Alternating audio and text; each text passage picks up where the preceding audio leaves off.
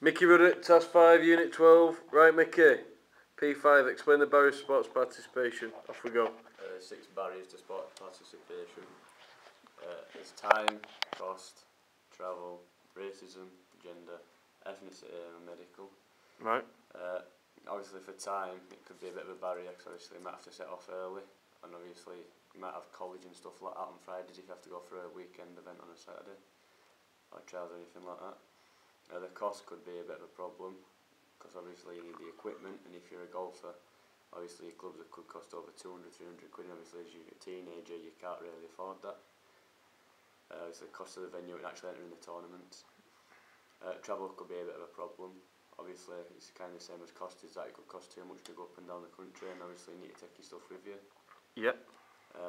Racism, obviously if you could be in like a different country, or like certain people, and obviously say like you go to a school and obviously you want to join the football team, but because like for instance say you're white, people might not appreciate and maybe accept you into that kind of team. It also puts pressure on you as well. Obviously might be the only one in there. Gender, obviously the barriers to this is obviously there could only be male clubs or just female clubs. Like there's more, at the moment there's a lot more male clubs around than female clubs, but now they're bringing in more female clubs like football clubs, like cricket clubs, stuff like that, just for women. Ethnicity, obviously this might be a barrier because obviously you're not really meant to show most of your skin into some. Obviously burqa, some you might be able to take part with that as well. Which religion's that then?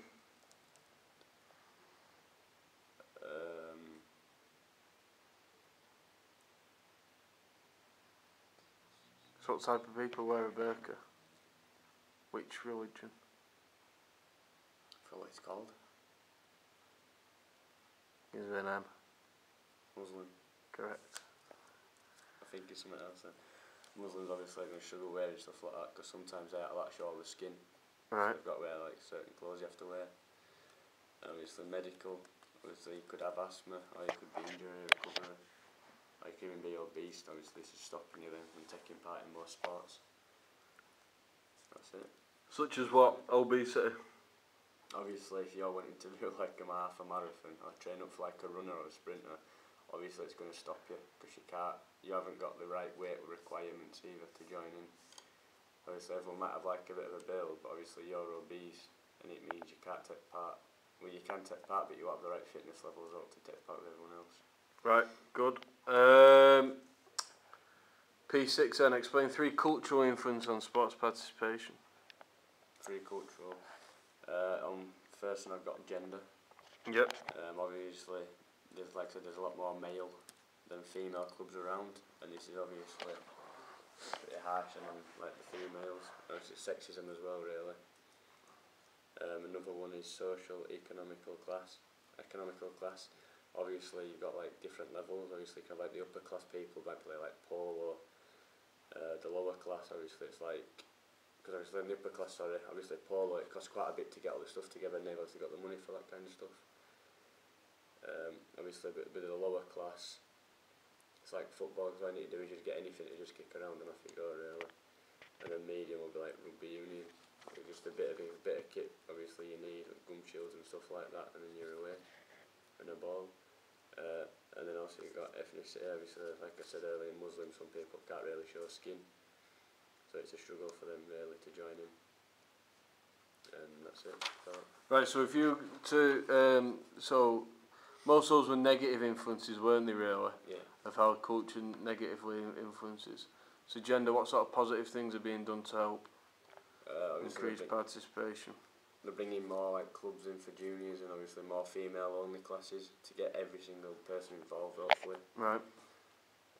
Also they've got like, they've also got a time to the leisure centre, they've got swim only lessons for like women and teenagers, and then they've got like certain like age ones as well. Yep. And then what about for which ones have you got there? Gender, social economic class. So what sort of things might be being done for poorer people to say play golf? They might be having like fun games with like everyone who can't afford it. Obviously, there might be still some money involved, but they could take them to a golf course and have like a bit of like a day out there on like a membership or sports camp area, really. Right, and then the final one, what was it? Ethnicity. Yeah. So what sort of initiatives might there be to help people, encourage everyone to get involved in sport? Obviously they could have like certain groups in like certain areas for like certain kind of people. So they could have like a Muslim only group for people who can't really show skin. They could have like a certain group for them, and then obviously they could have like a certain group for the people as well who can. And then you might want to mix them in. Yeah, and obviously try to bring them together then later on and hopefully get away with that. Right, okay, right. P7 then. Describe 3 strategies or initiatives which relate to sports participation. 3 things that are linked to sport participation I've got is a leisure centre. They've got a thing called Striker 9 for juniors, basically to come up. And basically just go there and just learn how to basically play proper football as a striker. That gets them involved, obviously it's during the holidays and it's loads of fun for kids. I've also got a Marliff, down at Marliff, a 5v5 event. That's run by the Bradford Council. It's a well-known event. So obviously people know about it and obviously want to play in it.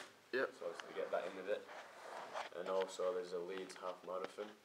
That's obviously sponsored by Jane Tomlinson, who obviously unfortunately died of cancer. She raised just under £2 million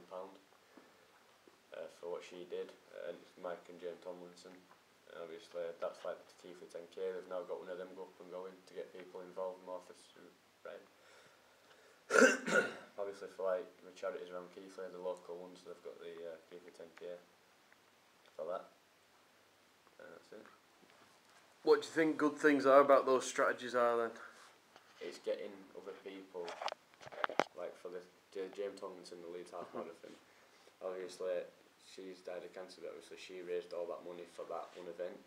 You know what I mean? For that kind of, for a charity that she had. And obviously Sue Riley charity. She had it for, obviously she's done it for that. And obviously it just goes to show that people... The key to 10k does, yeah? Yeah, key to 10k. Obviously people that actually go to show that it's easy to get involved and easy to donate as well, and obviously it's getting more people down and down every year for the key for 10k. What would you do to improve those initiatives, any of them? I'd get more people involved for a start and try to get the event a lot bigger, try to get maybe frequent events as well, and try to get more people involved. Be the easiest thing to do. How might you do that?